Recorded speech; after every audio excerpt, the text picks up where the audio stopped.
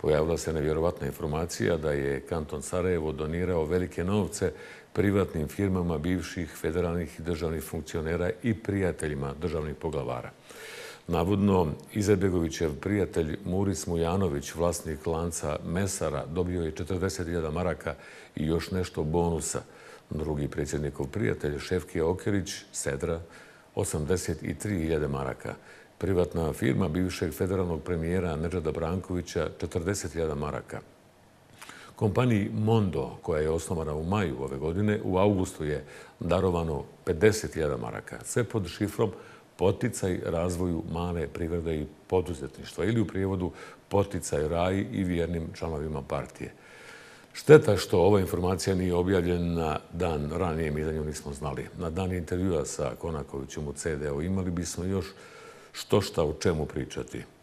No, danas naš reporter ipak uspijeva pronaći Konakovića. Kompliment za novinare koji su ovu informaciju otkrili. Nakon medijskog pritiska donacije su stornirane. A koliko ih je bilo prije, koliko će ih biti kasnije i koliko ih je dodijeljeno osim ovih pobrojanih.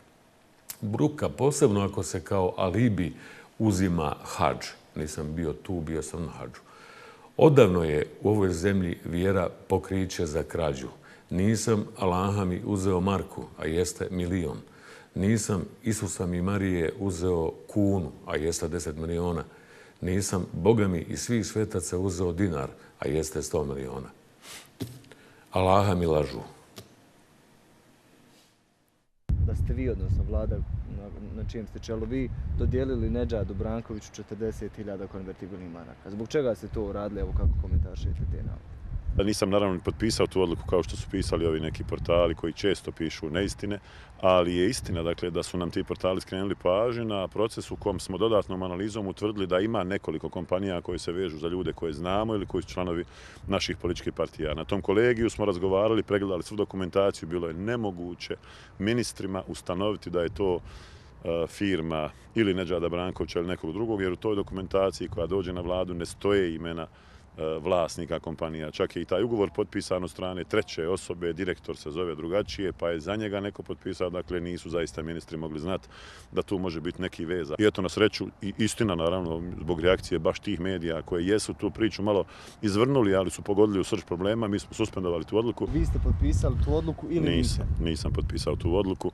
To su novinari koji dugo godina rade svoj posao, znaju da u službenom listu kad se objavljuje akt vlade, tamo stoji moje ime i prezime, mog potpisa tu nije bilo. Bez obzira što ja nisam potpisao, to je moja vlada, to su moji ministri, naravno da imam odgovornost. Odluka je suspendovana, koji je sada proces, ili se ponovo kreće u... Sada se analizira svaka firma da vidimo da nije slučajno još neko tu od vlasnika blizak političkim partijama, subjektima, pojedincima, privatnicima.